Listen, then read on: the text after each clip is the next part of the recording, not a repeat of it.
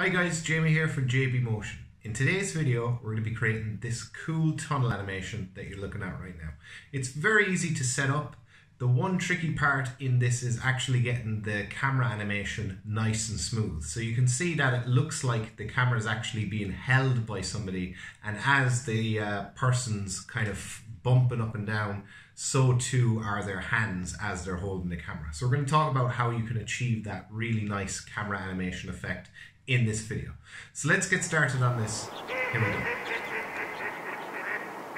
So the first thing we're going to do is create a circle spline, and we're going to set the plane here to be XZ. So let's increase the scale of it to about, well, let's actually get a figure in here for reference.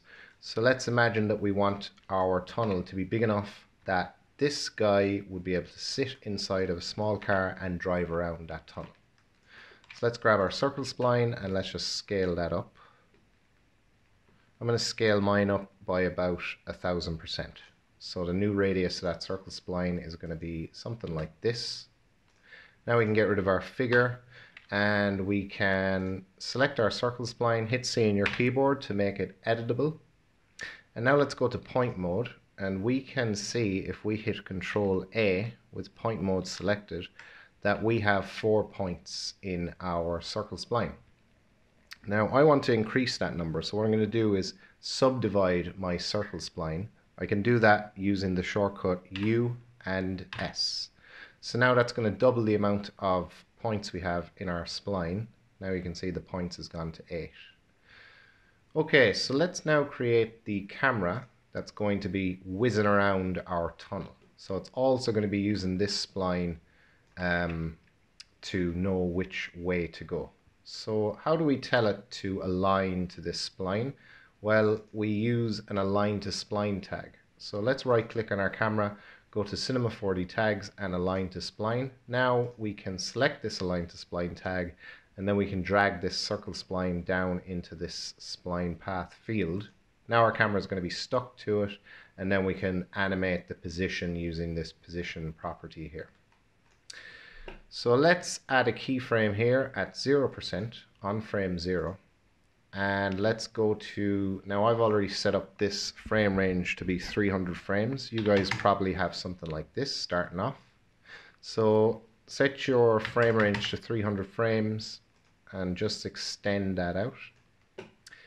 And now we can go to the last keyframe, or the last frame I should say, and then we can bring this up to 100 and add another keyframe. So now if we watch that back, you can see that our camera is going to be animated around this spline. Now it's obviously not facing the way it should be. We want it to be facing forwards all the time, so turn on tangential and that'll fix that for us.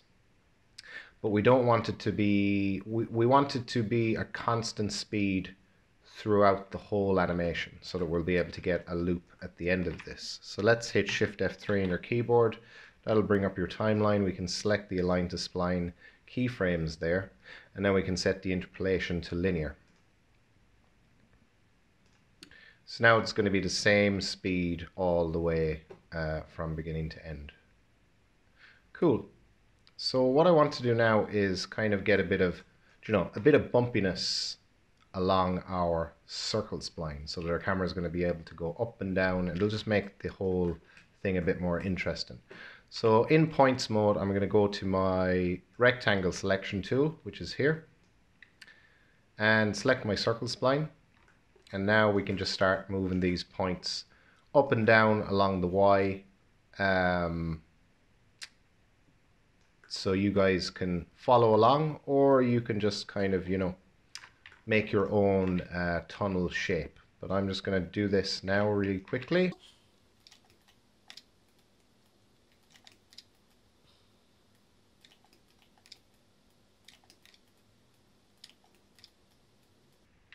Okay, so I'm going to go for something like this. It's nothing too crazy. Just at the very beginning here, I have I'm just going to turn off this grid for a second. I have at the beginning a very sharp dip, because this is where the camera is going to start. It's going to go around, and then it's going to end up here again, and this is where the loop is going to begin and end. So I just kind of want a bit of a dramatic kind of beginning and end, I suppose you could call it. That's why I have this dip here right after the beginning part of this animation. So if we watch that now, you can see how that's going to go. Something like that. So now we can create our tunnel. We can create the geometry for our tunnel. So we can use this circle spline. Let's select it in our objects manager and hold down Alt. Go to this button here and hold it down and grab a sweep. Making sure that you are holding down Alt. That'll automatically add the circle spline as a child of the sweep. Then we can give it a cross section. For that we can use an end side spline. Just drag that into the sweep, make it a child of the sweep. So now the sweep is going to be sweeping this end side along this circle spline. Let's turn on our lines, NB on your keyboard, and we can bring the number of sides of this end side spline up to get a bit more definition in our geometry. Nothing too much. Something like maybe 15 or 16 on that. So now we can hop into our camera. So make your camera active, and now we can actually watch this animation. So that's already looking kind of cool. Let's see the beginning. Yeah, so at the very beginning you can see that dip that I was talking about. So it's going to go around and it's going to go all the way to the end, and it's going to go boom, and that's the loop. Okay, so what we can do now is let's just deactivate this camera, and let's grab our sweep object, hit Alt-G so we can put that into a null. And now we can grab a displacer deformer. Those words are very similar. I'm just holding down Shift so that when I release, this displacer deformer will automatically be added as a child of the selected object, which is currently the null. And now we're able to go into our displacer deformer, and we can add in a noise shader there.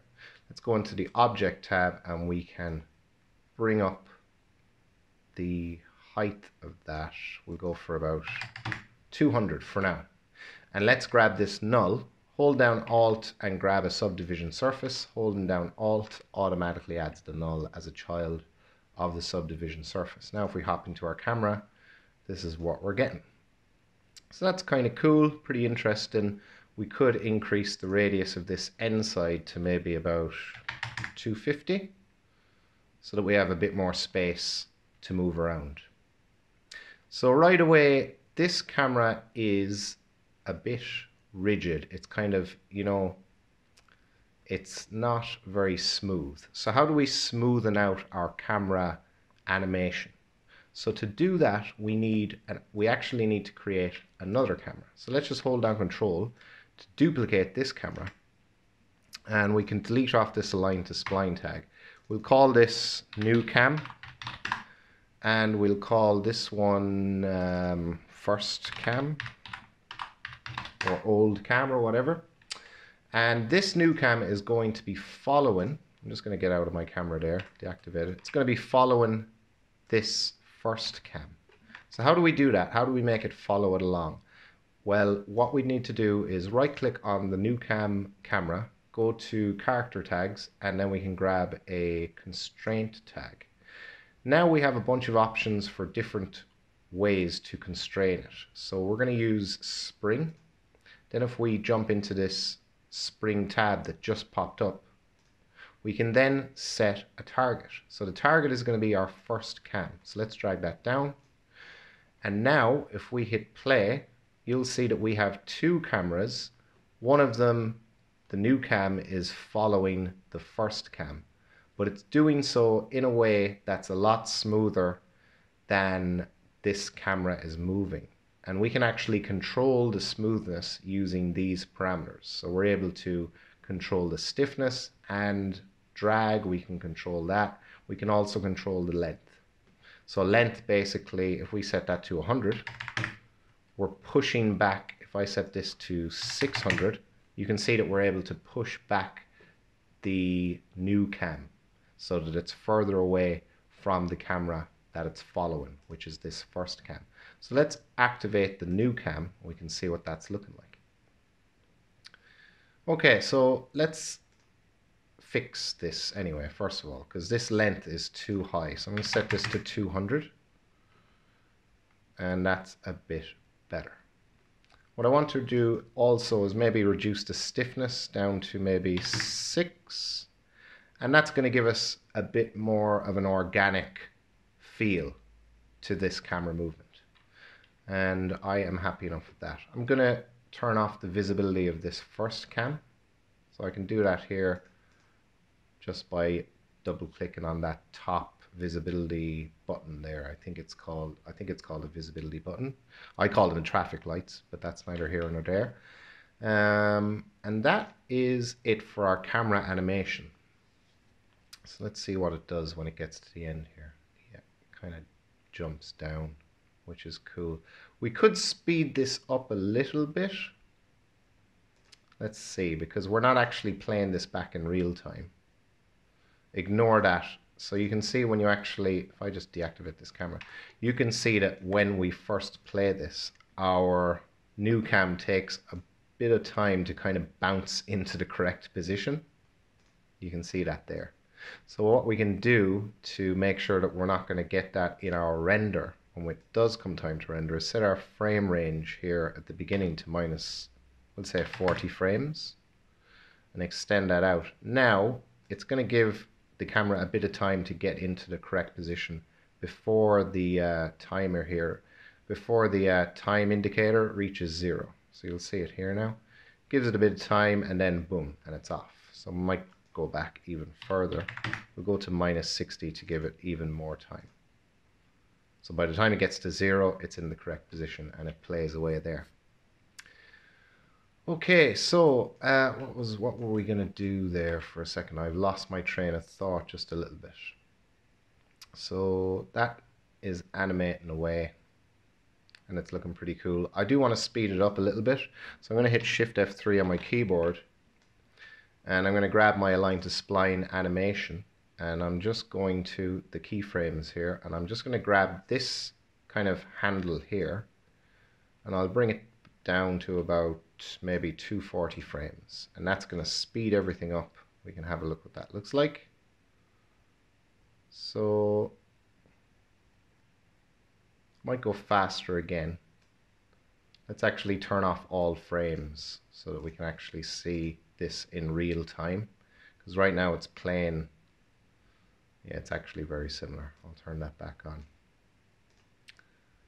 Okay, so maybe I'll go down a little bit more to make this even faster. Maybe we'll go to about 180 frames. Let's have a look at that.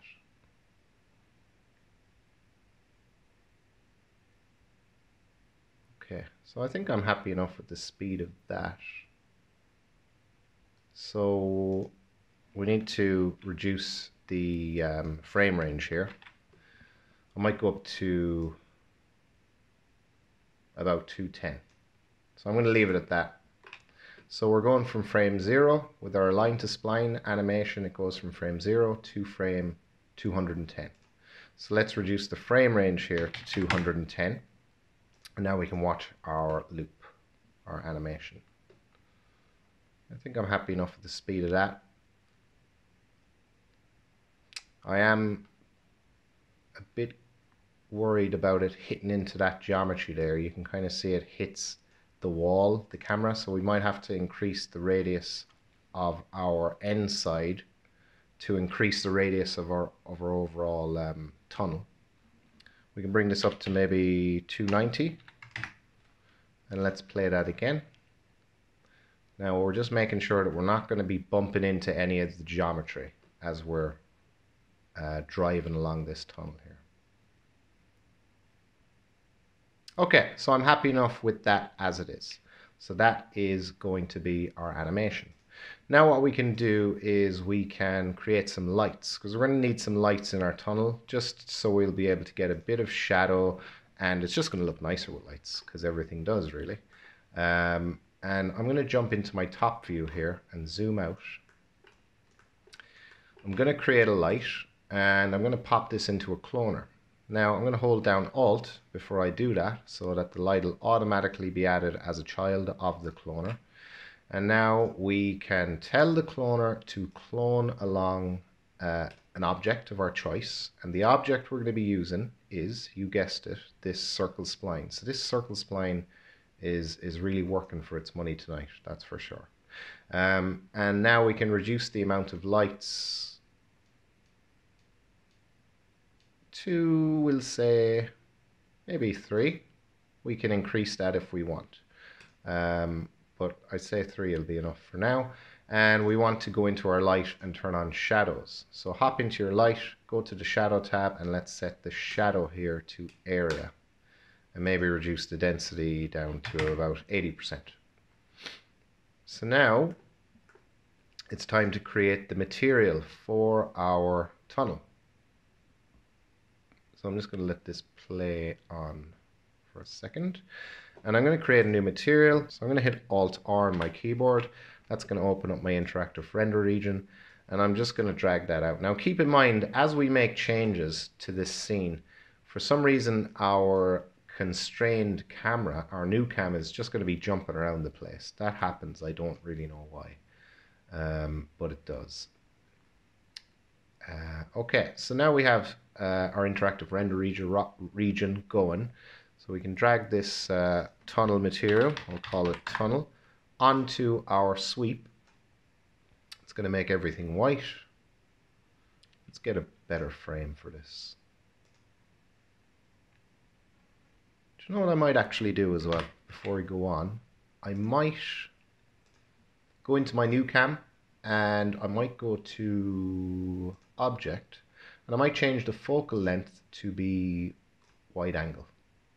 So that's going to give us more kind of, it's going to give us a better view, I think. We're not kind of stuck close up to the walls. We could even go super wide, but I think that's a bit too wide. Do you know what? That's kind of cool, actually. I think I might leave it at super wide. It's pretty cool. Yeah, super wide is cool. So, lesson learned, it's always good to check the different focal lengths. I mean, they have some good presets here to mess around with, because you might actually end up with something way better than just using the default focal length. So that is looking better than it was anyway, I think. So let's, I'm going to go ahead a little bit to about frame 153. Again, it doesn't really matter where you are when you're setting up the material. And I'm going to apply, so this tunnel material has already been applied to the sweep object, which is our tunnel basically. And I'm going to open this up. Let us then go into the color channel and add a gradient shader. Let's hop into that and we can make this knot to be something bright, like yellowish and bright, something bright. Now again, whatever color you want, guys. I'm just going for kind of a pattern here of yellow and white. So I'm just going to drag this over beside the white, and I want to select both of them. I'm using Control to select the two of them. Drop down this arrow here and set the interpolation to linear. And did that work? Yeah, I think it did. Should have anyway. Doesn't seem to have worked actually. No, it didn't. So we need to, oh, step is the one, not linear. Step is the one we're going for. So once you have them both set to step, what we can do then is we can use double knots. So right click anywhere in this gradient bar here, right click, click on double knots, then we get double the knots. Do it again. And one more time for good luck. And then we can right click here again in this gradient bar and go to distribute knots. And now we're getting a cool gradient pattern kind of thingy wrapping around our whole tunnel. What we can do to make it even more interesting, we can add some turbulence. So I'm going to set mine to about 39%. And we can reduce the octaves as well to kind of smoothen it out a little bit more. So I'm going to go for something like that. And I want to make the white parts here. See the white parts? We have yellow parts and we have white parts. I want to make these white parts reflective, but I want the yellow parts to not be reflective. So to do that, I can go back to my color channel. Well, I was already in it, but I just clicked here to go back to the home part of the color channel. And I can copy this shader that I just created. Go into your reflectance channel. Let's turn off default specular and let's add a Beckmann. Now what we can do is we can tell the reflectance to only be reflective in the white parts by pasting in the shader that we just copied into this layer mask section of our reflectance channel. Let's do that now. We paste in that gradient shader that we created. There it is there. And now what we're going to do, let's turn off this interactive render region for now because it's struggling there at the moment. Now we can hop into this gradient shader and let's we need to grab all of these yellow knots. Now we're going to have to grab all of these manually and it's a bit of a pain. What I'm doing is I'm just holding down Control, not Shift. I'm holding down Control and I'm just selecting each of those yellow knots. Now what we can do is use this drop down to bring down these extra options and we can set this to black. No, we can set that to black. So now you can see here from our material preview that the yellow parts aren't reflective, but the white parts, which are now super reflective, have changed to a kind of a mirror. So we can reduce the reflectance of that. Let's go back to our reflectance channel here and we can reduce the specular. We'll bring our specular down to 0. Reflection strength we can go for about 20%, maybe even 15, maybe 20, maybe 18, the happy medium, and then we'll turn roughness down to about 4%. Okay, so let's do a render to picture viewer and see what that looks like. Okay, so that's looking pretty cool.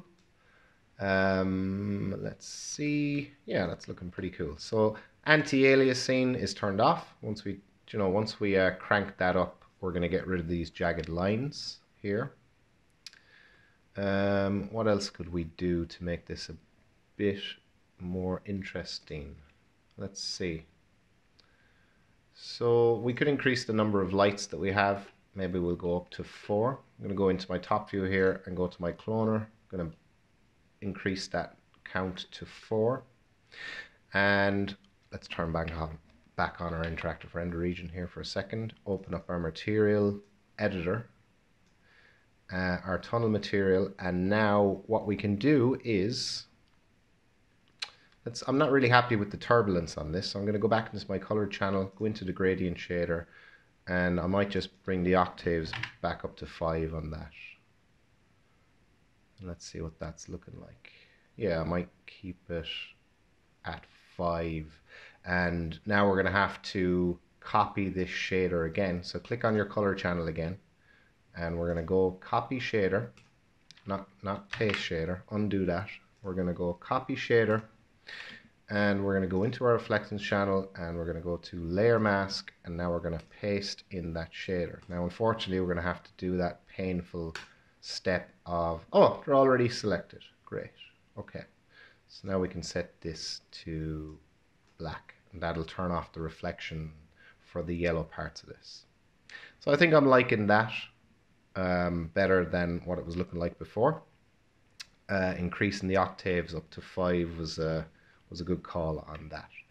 Now another thing we could do is we could go into our reflectance channel and we could grab this shader, which is basically just the gradient shader that we created in our color channel, except all the yellow knots have been turned to black. So we can grab this shader, copy shader there. Let's go into bump, turn that on, and let's go texture, paste shader. Now we're going to get some bump along the edges of our yellow parts. So it's going to look pretty cool. It's going to give us a kind of a, it almost looks like cell shaded or a kind of a comic book kind of style. So I think that is looking pretty cool. Let's turn on a bit of blur offset there. and didn't actually make any difference. We need to turn on anti-aliasing to fix those jagged lines.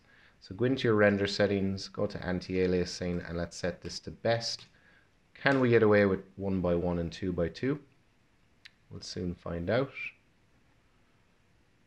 Now, is that rendering? Yeah, it is. You can see it's slowly getting rid of those jagged lines. It's kind of satisfying to watch that. But I think we might have to... Do you know what? We'll probably get away with 1 by 1 and 2 by 2, because remember, this is going to be animating pretty fast. So we're not going to really notice anything. We're not going to notice a bit of jaggedness along the edges. Again, if you guys feel like your animation is moving a lot slower than mine and you would notice those jagged edges, crank that up to 4x4, but you are going to increase render times. Let's actually Alt-R on our keyboard, turn off your interactive render region.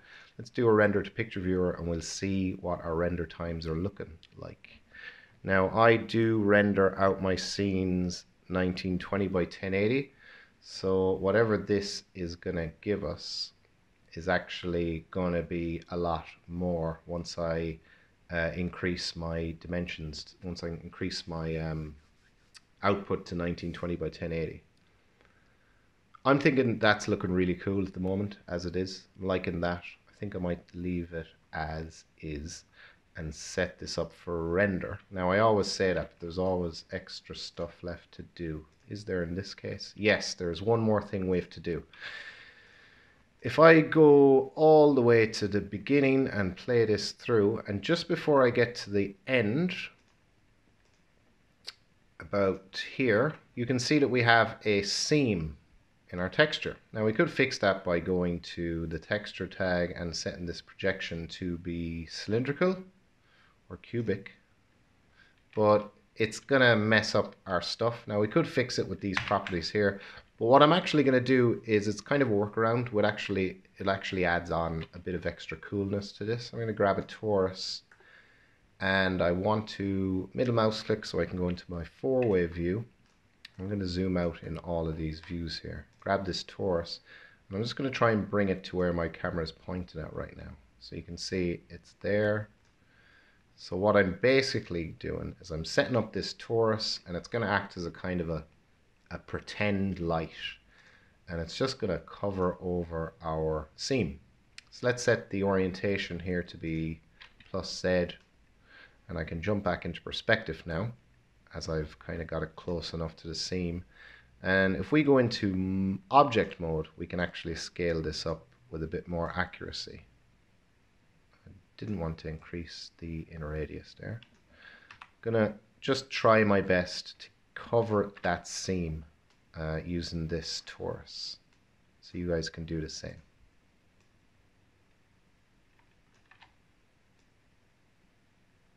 So I think that it is covered now.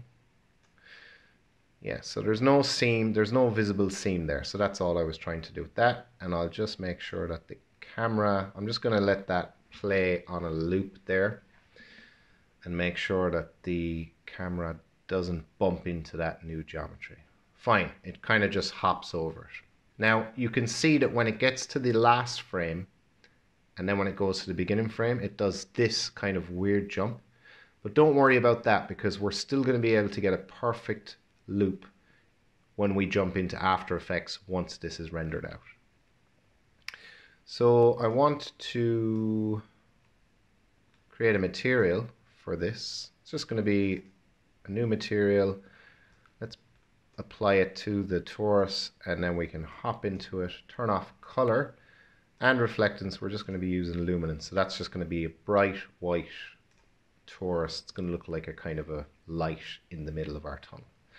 And that is it for the Cinema 4D part of this tutorial. So what we're going to be doing now is setting this up for render. Just Control S to save. Now you guys might have to save your file. Do a save as if you haven't done so already.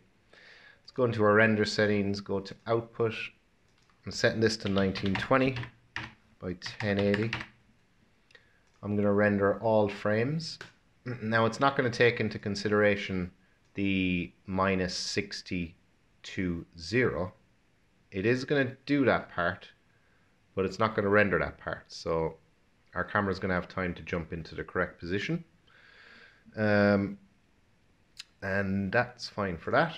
Save this to save it as a PNG sequence to I have a folder set up here. I'm going to call this folder sequence, and we'll call this tunnel. That is fine. Good. We could bring down render time as well a bit more if we brought down the reflection depth. So I'll just turn off save here for the time being and go to current frame, because I want to do another quick kind of render test just to bring down render times just a little bit. So if I do a render, let's go actually to 1280 by 720 so that we don't have to wait too long for this.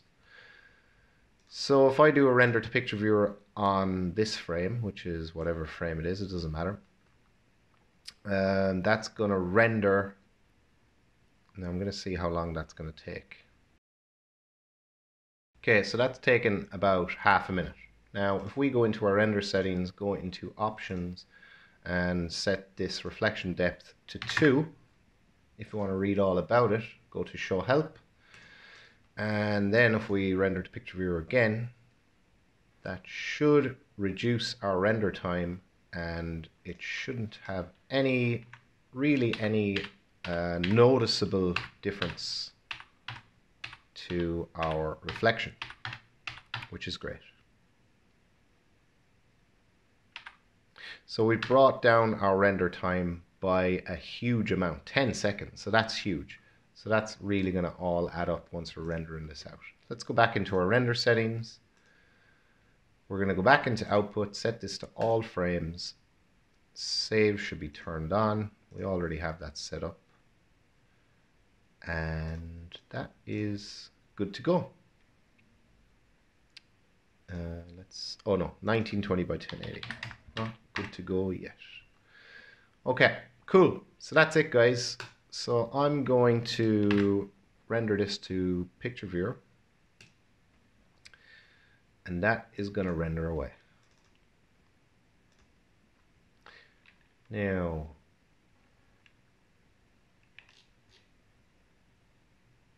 that's a weird looking frame, first frame, whatever is going on there. Okay, so you might have guessed it, but the length property in the constraint tag is too long. So this is what's going on. That's why the render is looking as bad as it is.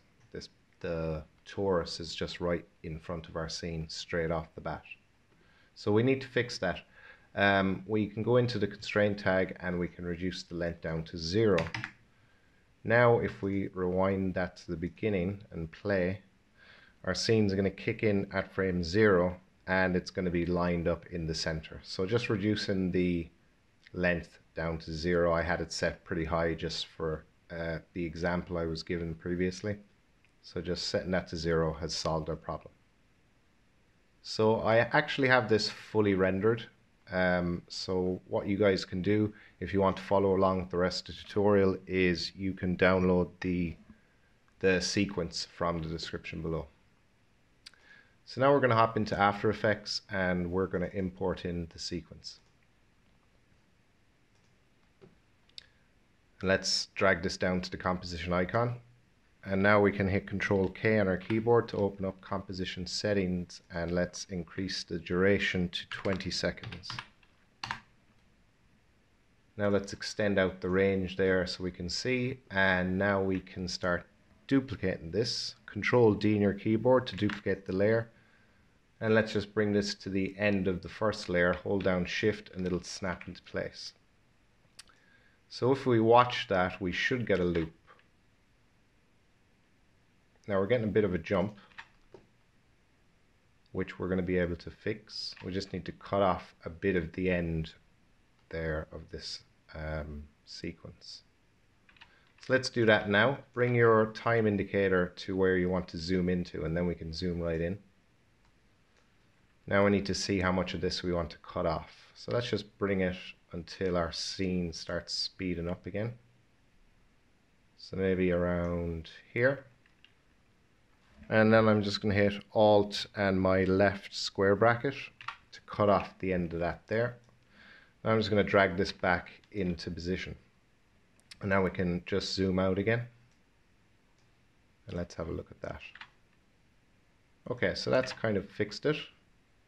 Maybe a slight jump, you could say. So I'll zoom in again. And let's have a look. So there is a slight jump. Maybe we could just bring this forward a little bit. Now what I'm doing to move my time indicator is using Control and the right and left arrow keys. So you can do the same. So I might want to actually cut more of this off just to get that right, and that's much better, I'd say. So you can extend out your frame range there so that you can zoom out. That's another way of zooming out. Let's watch that now again. So that's looking much better. Okay, so we want one more of these. We actually want to get rid of this one now because it's not cut off at the end. And let's bring back our newly cut one back to the beginning of our composition. And now we can just start duplicating this one. Control D on your keyboard and again. And now we can select this one. Just drag it, hold down Shift, and it'll snap into place there at the end. Do the same with this one. So now we can watch our loop. We have a 20-second loop. And you guys can increase that to whatever time you want or decrease it. I'm just going to go for 20 seconds on my one.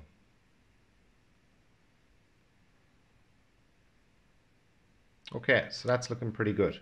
So now we can start adding some effects to this to kind of make it look a bit more interesting.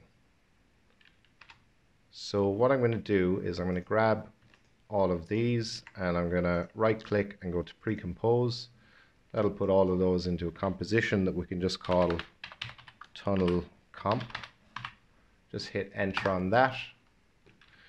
Now we can duplicate this and we can go to our effects and presets. Let's grab a, let's see, first of all we want to actually isolate this layer and then we're going to apply a mask to it. So let's grab our ellipse tool and put your cursor in the center of the screen and just click and drag. Now we can hold down Control and also, yeah, hold down Control will do the trick. Let's drag that out to about here. Just going to zoom out a bit. Actually, I'm going to zoom out before I create my mask.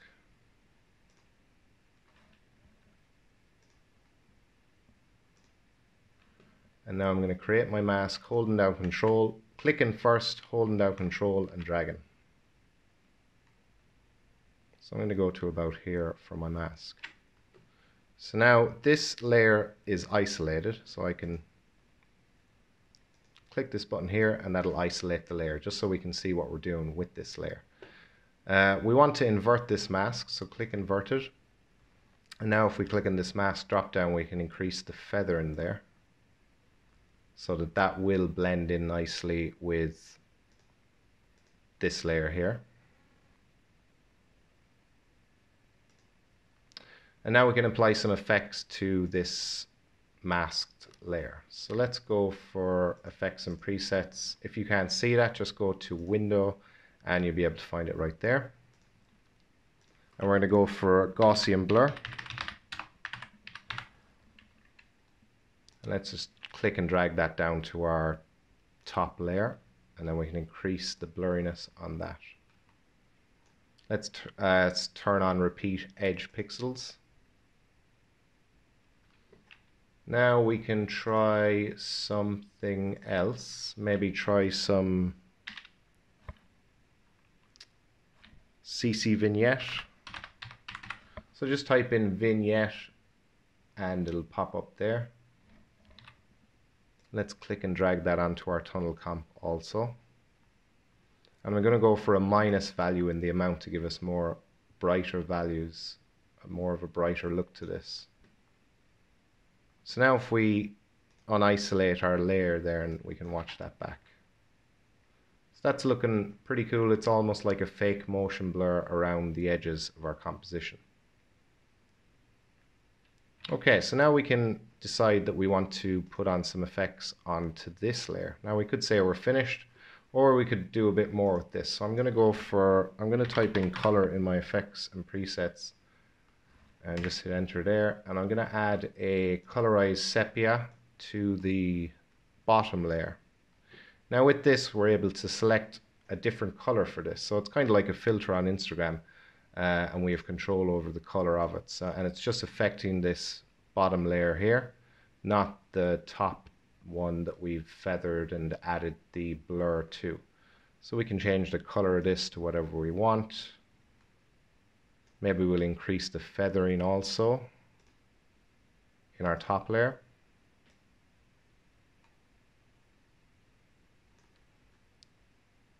That's looking a bit more natural. And I'm going to go back to my bottom layer and I'm going to change the color to something kind of like maybe green, maybe a light green. And we can bring down the opacity of that if we want. I'm going to leave mine at 100% because it actually looks way better like that. And I'm going to watch that back. So I think I'm happy enough with the look of that. We could try one more effect on the bottom layer. We could try some radial blur. And if we drag that down to the bottom layer and set the, is it radial blur we're going to go for? Maybe it's CC radial blur is the one we want. Let's try that. Yeah, that's the one. Now we can change the type of this to straight zoom, increase the amount. I'm going to go for maybe 10 and bring the quality up to 100. So now that's given us some more blur. It's kind of like adding on to that fake motion blur effect. Now if you don't like that, you can simply turn it off in the effects panel there, or you can just reduce the amount. I might do that, maybe down to 6, something like that. So I'm happy enough with the look of that. And that's where I'm going to conclude the tutorial. So I hope you learned a lot, guys. If you did, please like and subscribe, and I'll see you in the next video.